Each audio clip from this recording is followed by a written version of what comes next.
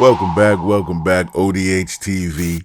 Came across this interview with Patina Miller and Baller Alert, and she was asked about her Raising Kanan character, Raquel Thomas, and the fate of her character, and this is what she said. By the way, stick around to the end and check out the ODH OD Hustle store. Link in the description.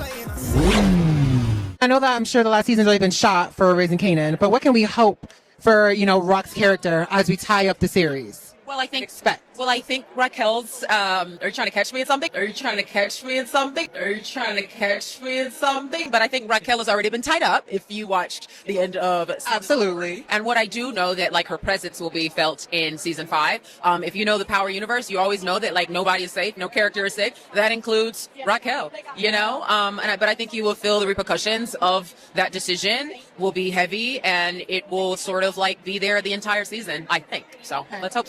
We hope. Yeah, we hope. First thing she says is, "You trying to catch me?" So you know there's some type of fake out going on. So if you're in a rush and don't want to stay for my reasons for believing what I believe, I'm going to tell you right now, I believe she's alive. If I'm wrong, oh well. But I'm right. I'm always right. It's like when I'm right, I'm right. And when I'm wrong, I could have been right. So I'm still right because I could have been wrong. But I'm right. I've already made plenty of videos of why I believe she's alive. My first one was in 2024. In this video, I gave you a different way to look at the scene when Kanan came out of jail and said that he went to go see his mom. This is what I said back then. Well, listen, I gotta get going. Make a few stops and shit. I just went to go see my mom. Came straight here. All right, man. So now I'm gonna play this clip again and watch the look on Tommy's face when Kanan says that. Well, listen, I gotta get going. Make a few stops and shit. I just went to go see my mom. Came straight here. All right, man. Did you see Tommy's expression after he said that? Me neither, because there was none. Ghost had no reaction either. They knew Raq. If Raq would have got killed or died or went to jail or anything, they would have known. So that's why when he said he went to go see his mom, they had no reaction. So what I was saying back in 2024 was that the hood is small. Everything that goes down in the hood, everybody that lives there knows what happened. And that's whether you're involved in the streets or not. Everybody knows this. If a major player gets taken out, she was a major player in Queens. I'm from New York. Everybody gonna know. And Ghost and Tommy at this point in the story are old enough to know what happened. And a lot of times the kids know what happened before the adults do. What I was saying then was that for Ghost and Tommy to have no reaction means that she has to be alive. Or else they'd be like, going to see your mother. What are you talking about? Another reason is back when I made this video when Raising Kanan Season 5 renewal was confirmed. So yeah, that's Patina Miller holding up a sign that says Season 5 because at that time they were filming Season 5. So she's in Season 5 with new footage. Has to be. Another reason is this scene here from Season 4, and here's where I get into a prediction. So Raq met up with her lawyer Andre, and he tells her what the feds are talking about. And I'm just going to focus on a couple of things that he says here. Well, the FBI is willing to offer you a get out of jail free card for you to use at any time. A get out of jail free card that she can use at any time. In exchange for information that could be used to prosecute Mr. Marchetti. So the feds want her to inform against the mob. Now, this is the time when they were really going hard at the mob. They didn't really care what the black dealers were doing.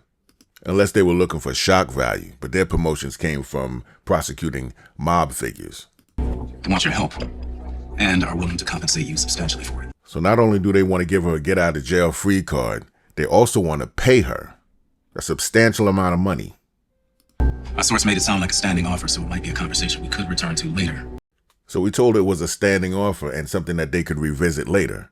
So now, and you know she's considering that option without saying anything. She's always keeping stuff in the back of her head. She's always for self-preservation. So even though later in this episode, Unique put holes in Andre the lawyer, she's still going to be able to find a way to get to the feds. If she needs to. But then she says this. Good to know. Yeah, it's good to know. And I think this will be revisited later. So I'm going to throw this prediction out there. That still leads back to her being alive. So I'll tell you what I think might happen, and then I'll tell you what I would like to happen. So with all that being said, I do believe 90% that Raq is alive. There's still a little 10% doubt. I mean, these writers do have a bit of a way to keep you a little bit befuddled so you can't predict everything, but I still believe she's alive. So let's get to what could happen. Kanan might just put a hole in her, but she doesn't go. She could get rushed to the hospital and recover like Monet did in Ghost. And while she's recovering in the hospital, saying to herself, I can't believe my son tried to take me out, but I still love him. Little boy. I love that little boy.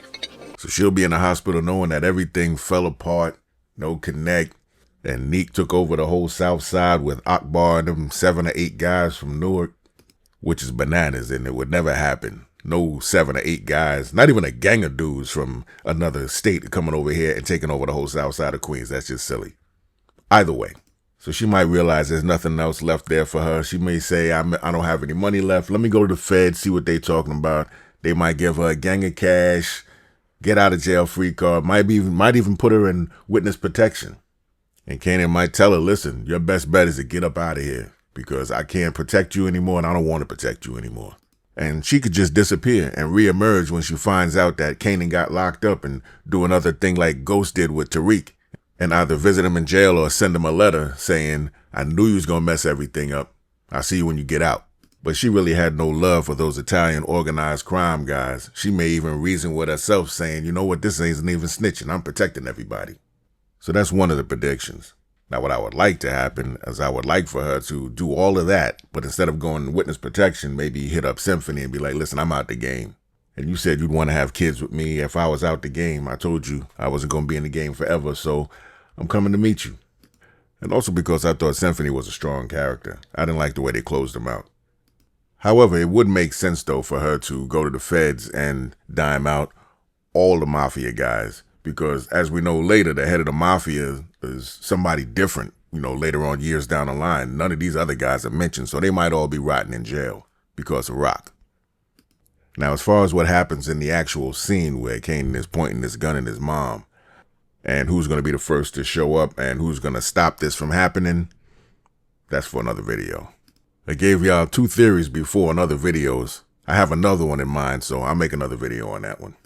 And also, will this be resolved in the first couple of minutes of the episode? That's another good question. Are they going to start taking us back around different places to show us what led up to this point, what was going on behind the scenes that they didn't show us in episode 10 of season 4?